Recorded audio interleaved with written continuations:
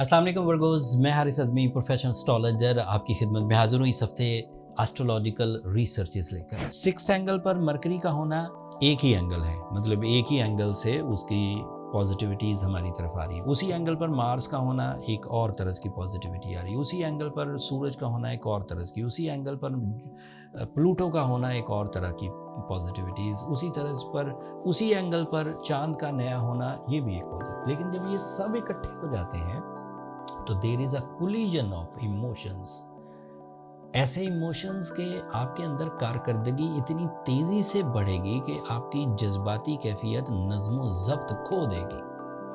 आप हार्श हो सकते हैं, आप जल्दबाज हो सकते हैं, आप फजूल खर्च हो सकते हैं, आप चीज़ों को मिस डील कर सकते हैं, आप चीज़ों को मिस टैकल कर सकते हैं, आपके प्लान्स जल्दबाजी पर मबनी हो सकते हैं, आपको कानूनी पेचीदगियों का सामना करना पड़ सकता है Virgo's. And this is my professional statement, ये रेयर है, बहुत सालों बाद हो रहा है। इस एंगल पर इतने प्लैनेट्स का इकट्ठा होना, इस वक्त ये सब चीज़ें आपको बहुत मसरूफ़ कर देंगी।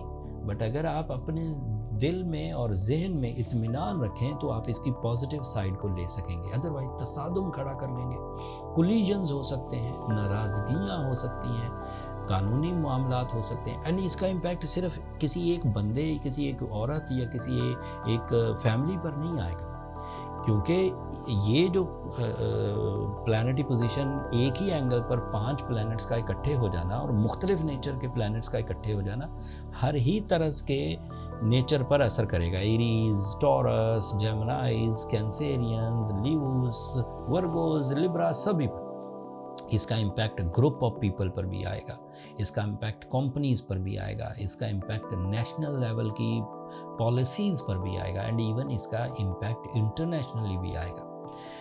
ऐसे मामलात उलझना, मौसमी तगय्युर पैदा होना, आपकी अपनी जो माइंड एबिलिटीज़ है उसका सिस्टम से ज़्यादा कंप्लेन करना, लोगों के रवैये आपको तुर्श लगना, एंड आप उस तरह से मिस डीलिंग कर सकते हैं जिससे आप बाद में पछतावों में मुब्तला हो सकते हैं। मज़े की बात यह है कि ये सब चीज़ें शॉर्ट टर्म प्लैनेट्स पर मबनी है।